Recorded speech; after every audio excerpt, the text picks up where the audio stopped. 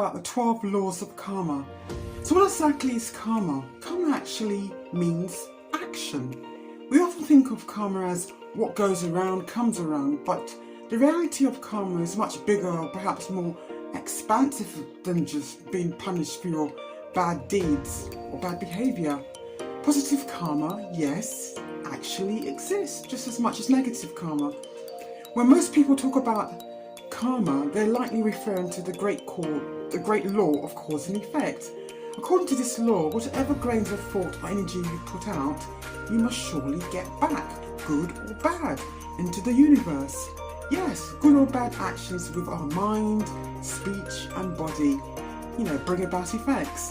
Therefore, karma follows the natural law of cause and effect and the natural law of action and reaction. What you put out and what comes back. Positive karma goes hand in hand with, the law of attraction. Same attracts same. What we emit returns back to us. Whatever we give, we receive. Each of our actions has a reaction, an effect. So the 12 laws of karma. Here we go. Number 1, the great law. As you sow, so shall you reap. But what do we mean by this? Let me give you a simile. It's just like a farmer in the field planting seeds. He now expects a period of growth, a harvest. Whatever you sow, you will also reap. Similarly, whatever you do onto people will eventually be done onto you.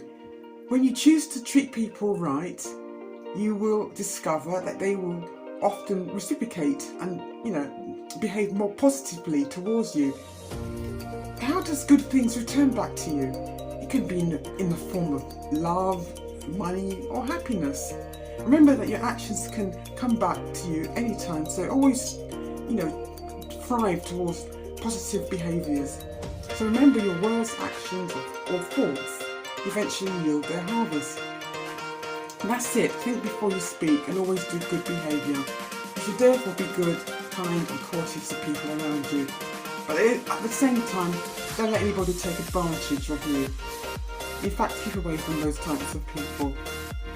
Number 2, the law of creation. It teaches us that we are consciously and subconsciously in control of our lives. Quite a number of people go through, bad experiences, but they don't let it affect their future. They find ways to shape their destiny and not allow those experiences to hinder them from progression. It's important to, recognise also opportunities and ideas that come around you. Seize it and make the best of it.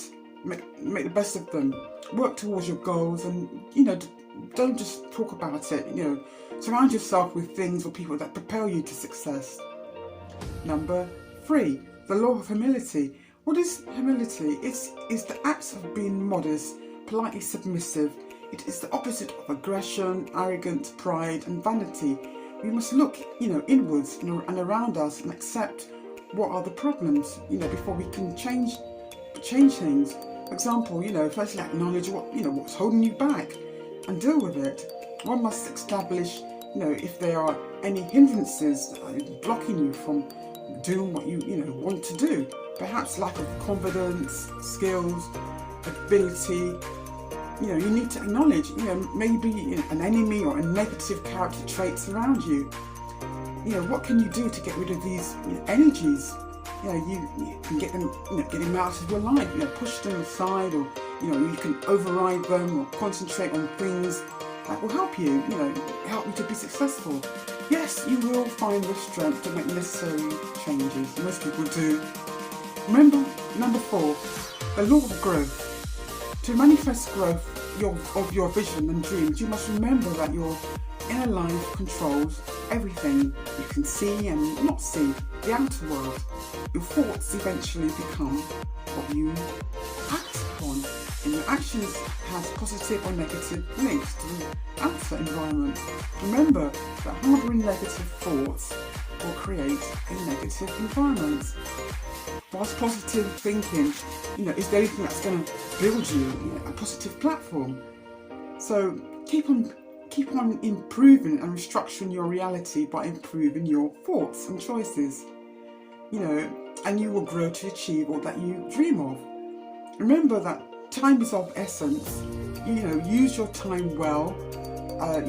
Time is money, time is life. I will do a video on that. But what you learn and do can lead to rewards in the future. Stay positive no matter what. Number 5, the law of responsibility. It is our responsibility to try and understand policy, rules and procedures. It's our responsibility, to know our limitations. It's our responsibility to move away from negative situations or people.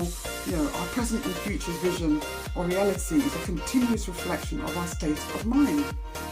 When you begin to notice issues, failure or problems around you, you have to critically evaluate the situation that arose. Don't waste time thinking about bad results or negative experiences. Learn from them and make improvements. Remember that you have some empowerment to control situations. Do it and then push forward. Number 6, the law of connection. Respect the journey and respect the whole process. We have to connect all our resources and information together to build a connection. Everything you do is kind of connected. Let's draw a circle. The past, the present and the future are all connected, and a lot of people allow their past and present to influence their future. If it's good, great. If it's negative, then we have to be resilient and jump up stronger. Number 7, the law of focus.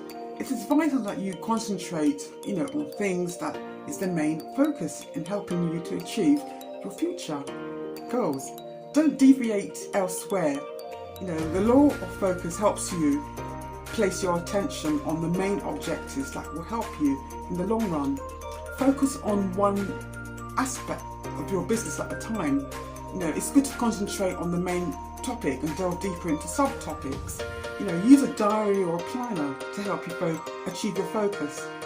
Number 8, the law of giving and hospitality.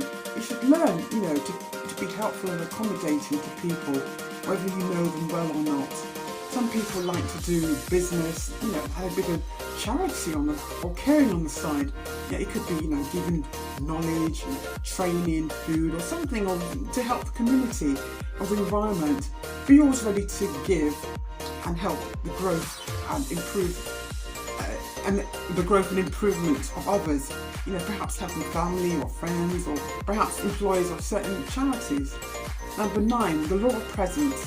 You have to have a sense of presence here and now. You should stay focused on the moment. Apply all the dedication and energy that is required of you. Keep repeating until you get there. Number 10, the law of change.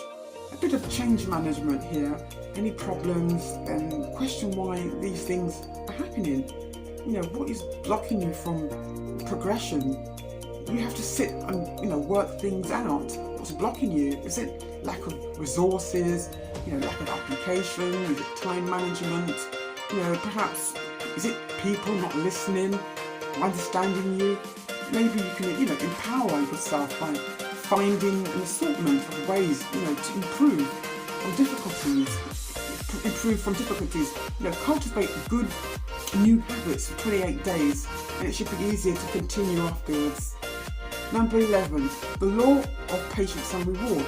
Nothing of value is created without a patient mindset. Good things come to those who wait, and you cannot replace persistence, patience and hard work with wishful thinking. True joy comes from doing what you are supposed to do and knowing that the reward will come in its own time. Reward comes with being patient and having understanding. What do you want, to have accomplished, personally, professionally, spiritually, or financially? If you persistently continue to sow the seeds of hard work in time, the rewards must surely come. So don't joke with your time. Have a schedule, plan and execute them accordingly. And lastly, number 12, the law of significance and inspiration. The best reward is one that contributes to the whole, the finishing touches of your project, and putting energy into something that will be valued and give inspiration to others.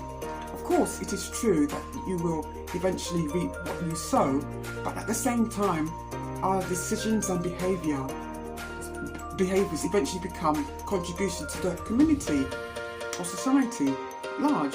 What do we mean by this? I mean, all of our desires and actions build up a massive image or energy that creates results that affect all of us.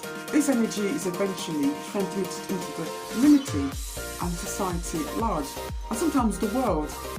So make sure your overall actions provide value and inspiration. I mean, lead by example, do good unto yourself and do good unto others.